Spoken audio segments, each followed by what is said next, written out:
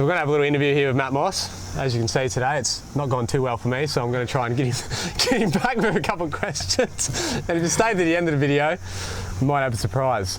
But to start off, we're going to go a few rapid fire questions. Okay. All right? So they're pretty serious. So just very serious. Take your time. Take your time to answer these. How old are you? 35. Stop looking at the questions, please. I got to cheat to know my age. I didn't go to school. I know it's hard to answer questions for you. There'll be no math questions, okay, all right? So, well, that was. I promise to keep them to a second grade level. Okay. If a plane crashes on the border between the United States and Canada, where do they bury the survivors? They don't bury them, they survive. Yep. Well done, Mr. Moss. Hey, you shouldn't doubt yourself. Smarter than we thought. What word is spelled incorrectly in every single dictionary? Incorrectly? Fucking 2 out of 2. Have a look at you. Hey? No wonder you're so good at riding the motorbike. Here's a good one. I think I've heard this last week, that's why. Have you read these out to Jagger? Yeah. What's big and yellow, gets in the way and ends people's careers? Suzuki? Skid steers. Skid steers. Skid steer. I get that. Close. Yeah, close. Yeah. Why don't Asian kids believe in Santa? It's a serious interview. I'll ask the question again. Why don't Asian kids believe in Santa? No, that's not a question I need to hear. I'm not Asian, so I don't know. Because they make the toys. Hey, we're not even getting started yet.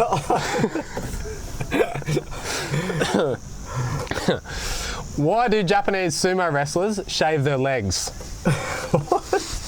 That's a common answer. What? That is not a common question. To tell them apart from the feminists. You've lost it. You've lost it. I'm just asking simple questions. Yes. What do you call a swimming terrorist? You can't say. I said we'll sit down for an interview. I know. A bath bomb.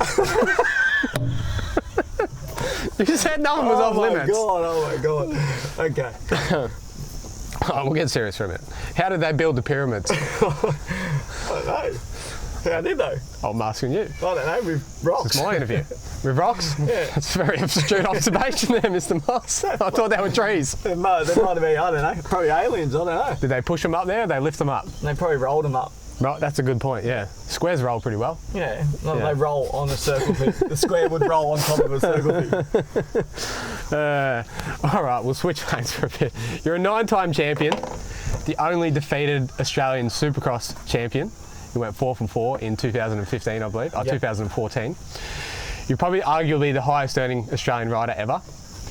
Where do you put yourself on the position of Australian riders all time? I would... Just pause. I hate to give him credit, but... I would say, you know, obviously because being a dad, I look past racing now as in, you know, what I succeeded at, and I know being a family man and stuff, that's what I feel like I succeed at now, but I feel like if I won one more after my comeback, I feel like then I'd probably put myself up the top, but at the moment I'd probably sit there right around Ando, Marmont, you know, a couple others, but I think it's back in the day they had a lot more opportunities to win Australian titles, where when everyone went to 4 strokes, then they didn't have the thump and that's you know, all these other championships that they won that they count as championships. So yeah, I'm up there, but probably could have won. I want to win one more. Well, one more? I want one more really badly. How did it feel coming up 1 point short last year? Yeah, it was, when I crossed the line, I was sort of happy that I won the race, but then knowing I 1 point off, that was a tough one. But you know, then I come back this year, I really thought I had a good legitimate shot at winning the championship this year, but as you know, racing just never goes to plan sometimes, but we're going to have a red hot crack next year. Yeah. So as an athlete and a champion, to come up 1 point short, you just expressed how disappointing it was. To flash back 6 years before that, where you were during your suspension in the hardest of times, do you ever reflect on the gap between the two of those, from the high and the low? Because arguably that was... it was probably the best reflection for me. The highs and the lows, you know, obviously getting suspended and all that sort of stuff, it was the lowest of lows for me. But then it turned me into the biggest highs, like as in away from racing and all that sort of stuff. Racing is what I do as a fun and, I'm very driven to win a championship, but away from that, my family comes first. So the lowest of lows brought the best out of me. So, I would never change it for the world. You wouldn't change anything at all? Definitely not. Like, obviously I would if I could, but it's happened, and now I reflect on it that it's actually made me a 10 times better person. So I definitely wouldn't change it for the world. So to extract from that, it sounds like family's been your biggest lesson and blessing from everything racing that's ever gone wrong. Yeah, it's at the end of the day, when racing stops. You still have your family. I have my kids, my wife, and that's all these kids, they think they have in their mind that racing never ends, and that's it's just going to be a continuous making money and enjoying life. But in reality, if you don't make it like the Hunter Lawrence or Jet Lawrence, reality kicks in. You're going to have to go to work. You're going to have to make money, and for me, I had to go do that, and I've done that, and now I've come back to racing. So I know what I have to do when I finish racing. When I do hang up the boots, I'm not sure when that is, but all these kids that do similar to what I've done in Australia, there's no way it's sustainable to be to that, just to finish and retire. Retire off your earnings. Definitely not. I don't think anyone's been able to do that in Australia. That's why we're here. We're selling tickets. Fuck. I'm going to punch you in the Internet face. guys, yeah, look, I'm fucking black eyes, he's answering stupid questions, my God. I definitely would agree with that too. People always judge you on the type of person you are, your morals and your values, and then everything else is like a compliment to that. But you can't hide who you are with results. At the end of the day, it's who you are and how you treat your family and the people around you the most. Definitely. And that's cool to hear. During that time, the 4 years, what was the biggest, hardest hurdle you had to overcome? Lots. Obviously, yeah. I turned into a person I didn't ever know. Drinking, being stupid, not quite, not living up to my expectations or anyone else's expectation. It was hard on my wife and her seeing me not being me. And then I think once racing started getting to, in eyesight, and I started to become a better person, I think racing in a sense, it sort of took everything away from me and turned me into this monster for a couple of years. But then again, racing brought me back too. So, I have the best of both worlds. It was a tough time, but at the end of the day, when you love something so much, and it's brought the best out of me, and I know what I expect when I finish racing. So, Well, to fast forward on that, what are your plans when you do finish racing? Because that day will inevitably come. I am not 100% sure. Obviously, I'm pretty handy in the excavator and machinery, but I'm not sure that's what I want to do. I love helping young, fast kids. I just need someone to buy me some land, and then I'll set up a proper facility where it's what they have in America and in New South Wales, because that's what they need. But I just don't quite have the funding to do it right now. But that's what I'd love to do. Buy some tickets. And I'll set up something like Club MX in Australia. Yeah, that would be awesome. Reflect on Club. How was that time in America? Oh, Club, the facilities, mate, it's next level. I've never seen anything like it. I've heard of MTF, and the people that have come from Club to MTF is just like, man, it's made the facilities state of the art. For Supercross, motocross, anything. But obviously it costs money. But if I was a young kid, again at 18, if I was 18 myself, I'd be paying whatever I had to pay to be there to be someone like Jet or Hunter or something like that. I think that's, if you're going to do it, that's the path to go. Yeah. So is that your advice to a young kid coming up? Yeah, I think if you save your money, obviously a lot of kids try and go too early or too, but you don't have to hit to America till you 16, 17, 18. You only need that one AMA or good race in America to set yourself up. So I'd learn, go over there and learn, and then come back. What was the most money you made in 1 year racing? I think the year that I went undefeated, I think I made, like, with sign-on and bonuses and stuff, I close to like 350 in a year. But then at that time, it was the same thing. I had the mentality of money was coming in. It was never where to go. Where to go? I think I had my jet ski. I had a jet ski for you. I had a jet ski in every state. Brother. I had 4 cars. But I wish I could time myself out. I'd have a couple of houses. But I did buy 2 houses that bought our family house. So I was lucky enough for that.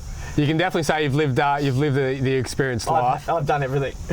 Experience is the best teacher. So I've done everything. I've had every toy you can imagine. So very good. What was the biggest money you lost in one day? What was the biggest opportunity you lost? Could be anything. Biggest opportunity I lost was going to America for Makita Suzuki on a 450 and never raced a 450. I still look at that and I kick myself that I wish I didn't do it, but I should have went and raced lights. I was winning everything in Australia and being same lap times as sort of Chad and around that. So, I kicked myself every, because I broke my back and broke my wrist the day before I left on a 450 in Australia, because I knew I'd signed for 450 and just, man, I kick myself every day, and that's why I want to open what I want to open to make sure these kids don't do that. To learn from those mistakes. Yeah. Well, if there's anyone listening here that has aspirations in the Australian sport of motocross, you've got the best teacher in the world in front of you. Because if I've done everything right and everything wrong. He's got a list this big of what not to do, and he's also got one that big of what to do. Doesn't get much better than that. How was Roger the Costa as a team manager? Yeah, well, he's very serious. He's a winning guy. And I wasn't nowhere near performance, so he... I heard there was... we didn't get on. I heard there wasn't much there at all. No, there wasn't much on. We didn't get on. I think personalities, and he had Ryan Dungey win and everything. So how was I? I know something's coming. You're sneaky. I can feel something's coming. I'm the one that's gotten beat up today. I don't know why you're all nervous. Well, I'd say hi now, and we had our arguments, but bigger man now, and we're all good. Yeah. Now, obviously, the biggest challenge of your career, arguably the biggest victory of your career, surpasses all, was earlier today in the car park in Nowra. Yes, beating up you was... You just managed to squeak one through my guard. You got one here on the cheek. It was I had a lapse of concentration. I didn't see it coming. How'd that feel to get the biggest victory of all time? Yeah, no, I feel good. I felt good. It actually felt good. Rumour has it you've been polishing the trophy all afternoon, but... Felt good to punch in the face, that's for sure. Well, look, it seems like you did quite enjoy that, but I'm going to try and get one back on you. Jackson, can I please have the utensils? You've said you like hot stuff. We're on camera, you're being filmed, so you can't pussy out of this because you're a 9-time champion. Oh, You've beaten me up. You've got undefeated. You've made hundreds of thousands of dollars. I just want you to eat one corn chip. I knew one chip. I knew you would have come up with something. Just one? I don't like that. Look, come on, you've beat me up. You've been making fun of me. The whole corn chip or just half? Yeah, the whole corn chip. Mate, I've got a black eye. Have you seen it? Just one. It's like half. Or going half. No, because you didn't punch me half on today. You pussy. I guess I've got half of one eye black, so.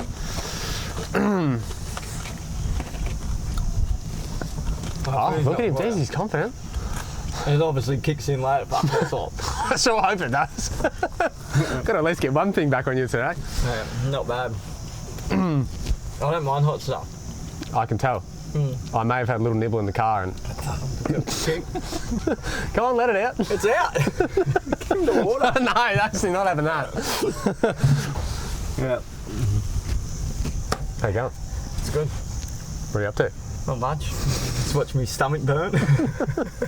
I'd kill for a nice kid. Yeah. That's all right. Just take your time, mate. Just let it. I can feel it. Don't worry. That's good. That's good. Fuckhead. You get a bit red. It's hot. Are you right? That's right. Continue. I'll tough it out, mate. We got any more questions? I got a couple more questions. So obviously we'll stop mucking around. We're here to give away Matt Boss's... Okay, I've got it. We still have this coming up. Do you want a drink? No. I've heard it helps. It probably won't help. I've heard it helps to wash all the hot stuff down into your stomach. Sorry, bro. Sorry. Never ends. Go. Come on, what's your question? At the end of here, bro. We're obviously giving away Matt's race bike. It's his Supercross spec race bike from last year. This is the only bike you'll ever be able to get your hands on. But it's led lapped in Australian Supercross at the Adelaide Entertainment Centre. Tell us a little bit about giving it away, how it came. And if you can please stop grunting on camera, we're trying to film. The bike's it's red hot. Like me mouth. No, it's a good bike. It's it was meant to win a championship this year, but it broke my neck, so someone else can go ride it, enjoy it. You got the gummy bear? It's in the bag. You sure you don't want to have the world's hottest gummy bear as well? No, definitely not. You sure? Aussie. All right. Where's the milk? I'm completely gone off track here. So that'll do, guys. That's it. 20 Good luck. Donate to match charity. So we're giving away his race bike. It's $5. Tickets are only up for a week, and I don't know. We're trying to Good luck. Yeah, have fun. See you later. Yeah.